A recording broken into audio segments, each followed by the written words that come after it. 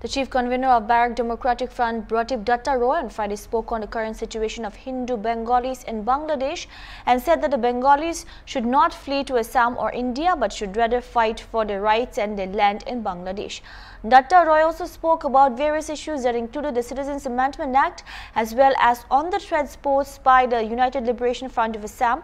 He said CAA has been implemented and those who are opposing it will be dealt with firmly by the state government. On Alpha's threat and spreading fear of planting bombs, chief convener of PDF said that they, Alpha, are doing it just to make their presence felt.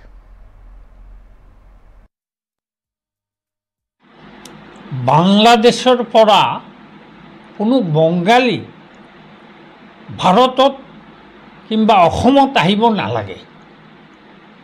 আমি বিচাৰোঁ বৰাক democratic front যে তেওঁলোকে বাংলাদেশত থাকি প্ৰতিবাদ কৰক, প্ৰতিৰোধ গঢ়ি তোলক। কাৰণ 1947 আৰু 1971 আৰু এতিয়া 2024 এক পৰিস্থিতি নহয়। তেতিয়া দেশভাগৰ কথা আছিলে, বাংলাদেশৰ স্বাধীনতা আন্দোলনৰ কথা আছিলে, সেইটো এইবিলাক বেলেগ কথা। কিন্তু এতিয়া কোনো মানুহ আহিব নালাগে। আৰু আমাৰ বাংলাদেশৰ যে অন্তৰ্বৰ্তীকালীন চৰকাৰৰ যে মুখ্য উপদেষ্টা মোহাম্মদ ইউনিছ, তেওঁলোকে বঙালী হিন্দুৰ লগত কথা পাতি তেওঁলোকে আশ্বাস দিছে যে চৰকাৰে বাঙালী হিন্দুসকলক ৰক্ষা কৰিব।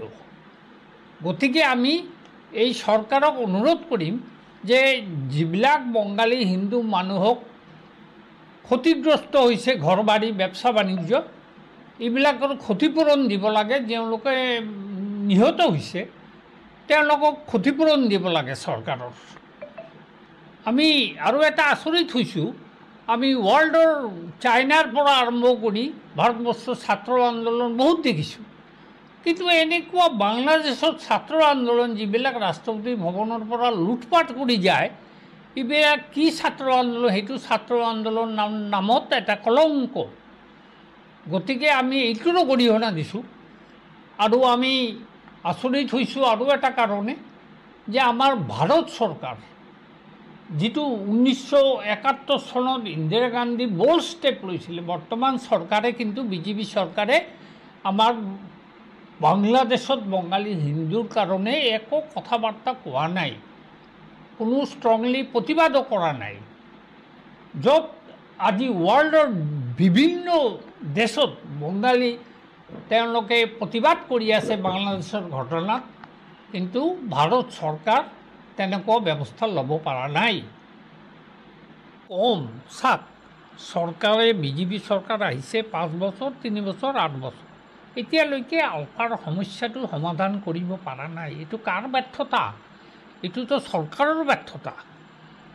আৰু আলফা 15 আগষ্ট আহিলে বম চম ৰাখি থাকে, এইবিলাক তেওঁলোকৰ ৰুটিন নিজৰ অস্তিত্ব ৰাখিবৰ কাৰণে কৈ থাকে। পৰেশ বড়োক আমি আৰু কি ক'ম? তেওঁ নিজৰ কৰ্তব্য, নিজৰ যিটো ফিল'চফি, সেইটোৰ কাৰণে সি লৰি আছে। আলফাৰ ক'ত এক্টিভিটিছটো আমি দেখা নাই। এইটো কৰাৰ কাৰণটো হ'ল নিজৰ অস্তিত্ব, নিজৰ এক্সিষ্টেঞ্চ, এইটো দেখাব লাগে।